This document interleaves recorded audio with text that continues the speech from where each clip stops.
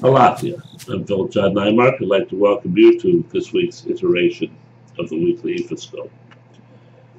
The weekly Ifascope is all about an up-close, uptight, personal look at the way of handling events that were going to occur to all of us for the coming week.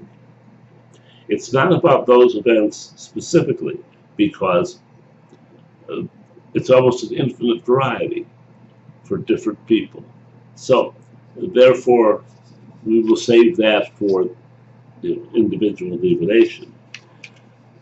But the weekly Ifascope for almost 40 years has been remarkably accurate in kind of piggybacking onto Orunmila's view of how to handle those events. For most of us, we have kind of a knee-jerk automatic response to the events of the coming week. We are either, enthused, or we're afraid, or whatever our fallback plan is. We kick into it. We don't think about it much, and we live with that. But Arula has found that that is not sufficient. That if we would like to get the best results from no matter what the events are, whether they're good or bad, then we should follow those before us who have, Arula has been tracking for 5,000 to 6,000 years. Seems adequate to me. And so, once you have that tracking in place, then you can go forth and know that even though your behavior is out of your comfort zone, it is going to give you the greatest possible return on the week's events. I know it sounds a little far-fetched, but it's been working for 30-some years with the Ifascope. We do, and I suggest you give it a chance.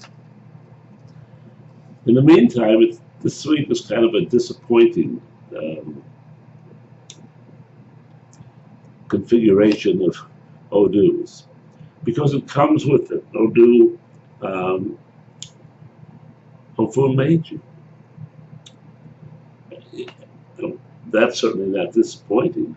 That's great news, because it shows we must use our wisdom and knowledge in each and every part of our existence, our temporal behavior and our emotional spiritual behavior. And yet, it comes EB. It comes like this. So it's going to take a little whoop, or if you prefer, whoop, to level it out and make it work for us. There's something there that's stopping us from utilizing the information that Orunmila would like us to use. And if we don't do it, and it says quite emphatically that it's Iwari Ed, is the Odu, which says it's off path. The Iwari Ed suggests that we need to think more about our temporal side in a broader way in order to take this energy, push it down here, and go forth with our everyday life. Otherwise, it's going to impact our health, emotionally and spiritually. It's not a good alternative. So let's get to it. Let's make sure that we can balance out the information here, that we can use that approach which is going to give us the absolute best possible chance of maximizing the results of this Odu in our lives. It's pretty simple, actually. Orunmila that we deal with, obviously seem to be Orunmila, but it definitely is Orunmila. So those of us who are lucky enough to have Orunmila or have one hand and equal thought of Orunmila, take that down. For the rest of us, either use that which suffices for Orunmila or that which you can make suffice for Orunmila. Place it on the floor, take 2 tea candles or any kind of candle, but I prefer tea candles. Light them, offer Orunmila oil. It can be olive oil, it can be palm oil, it can be flaxseed oil, it can be any oil. Again, in our household, at this point in time, we use olive oil.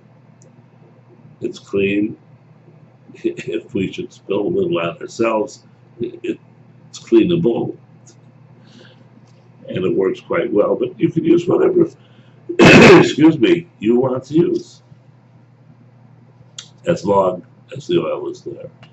Once you have the 2 tea candles, the oil, pray to Orunmila to get you back on path, to soothe that distress which was causing your inability to think clearly, and to get the results which you deserve. Until next time, love and blessings.